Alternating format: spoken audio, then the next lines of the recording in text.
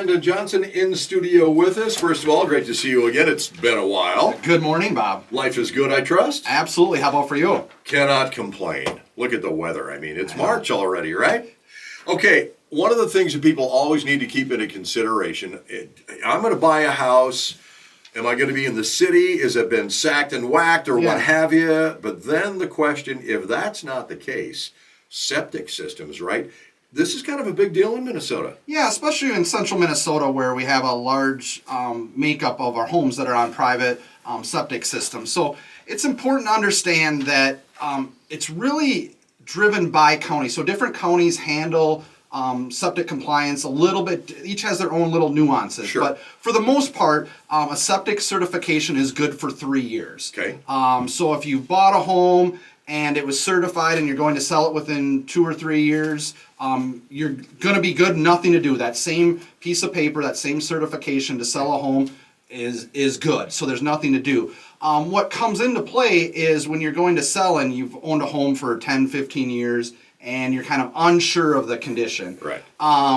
And you want to know, it behooves most sellers to do a soil boring test to find out what they're going to be on the hook for. It's all negotiable. Right. But you want to know, do I have $1,000 worth of repairs or do I have to replace my whole system? Gotcha. And so it's important to do that. Keep in mind that in the standard Minnesota purchase agreement, the contingency basically says there's a contingency for the inspection to find out if it's compliant or not. Okay. And so from a buyer's perspective, a lot of buyers, and this is where it's important to have the proper guidance, is it's not necessarily sufficient to say, oh, our offer from a buyer's perspective is contingent on a septic system. That doesn't mean necessarily the seller's going to fix or replace it. Gotcha, sure. All that's saying is who's responsible for paying for the test to find out what the condition is. If I have a septic system, is there a law, a regulation, or just a strong suggestion as to how often I should have that thing emptied, pumped out? It depends on the usage. There's no law. Okay. Obviously, if your tanks are filled, or if it's going to be mechanical and operational. But generally, every year and a half for the most part. But it really depends on usage. I would think that if I did that, if I made sure that I was maintaining my septic system, maybe a little bit above and beyond what usually would be happening, I would think that would extend the life, wouldn't it? Absolutely. I mean, you should get 20 plus years out of a septic system. But it's important too, in the state of Minnesota, you can still, they cannot prevent you from transferring or selling the property based on compliance. Okay. That being said, is each county can impose their strict enforcements, ordinances, fines if you transfer and in whatever reason it's not compliant after the transfer. And so the big question comes in like Minnesota, what do you do in the winter months, right? Sure. And so that is county dependent. Each county, when I talk about nuances, each county handles it a little bit differently. Morrison County, here just north of us, is very straightforward. I mean, they have an ordinance and a document that says, from November 1st to April 30th, they have an agreement that you sign at closing who's responsible, buyer or seller, and it must be completed by June 1st. Sure. So they're very straightforward.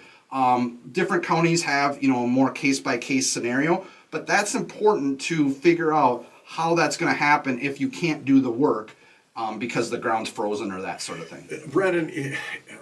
Brendan, is this one of those situations where we look around the state of Minnesota when it comes to real estate transactions, and there are a gazillion ways that the county, that the state makes money off of particular rules and regulations? Does this fall into that one? It kind of seems to me it does, with every county having different rules and regulations.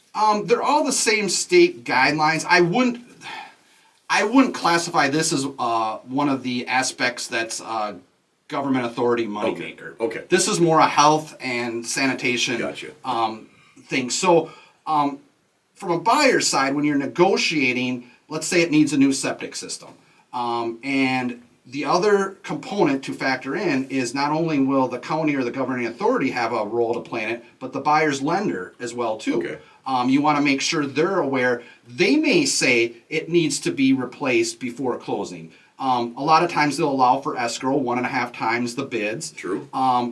It's important to work with someone who's been down this track before, because you get in. There's so many idiosyncrasies. For instance, like I mentioned, a contingency on a septic system is just who is going to do and pay for the inspection, not necessarily that the seller is going to replace it. So if you sell your home and you're buying a new one, and your previous home is sold, and then 3 weeks later, 4 weeks later, it's uncovered that you need a new septic system, but the seller hasn't agreed to pay for it, you could be kind of stuck. Yeah. So it's important to know what your plan is on negotiating a new septic. Not only that, you want to know what is the design of the septic system. Where is it going to be located? A seller on any repairs is going to want to do things for the most cost-effective manner. Right. A buyer might have a little bit different say. So if I'm representing a buyer, I'm going to say, subject to a estimate on design and excavation that is approved by both parties, meaning the seller can't put the septic system right out the front door, right? Not that they would do that, but you know what I'm saying is you want to make sure you know what you're getting and it's equally agreed upon. You know, we have talked about this for a long time. The best way to know the ins and outs is to have that relationship with a realtor. For example, at VoigtJohnson Real Estate. What's the best way to work with you guys? Yeah, online at VoigtJohnson.com or 320-774-2400. Brandon, thank you. Thanks, Bob.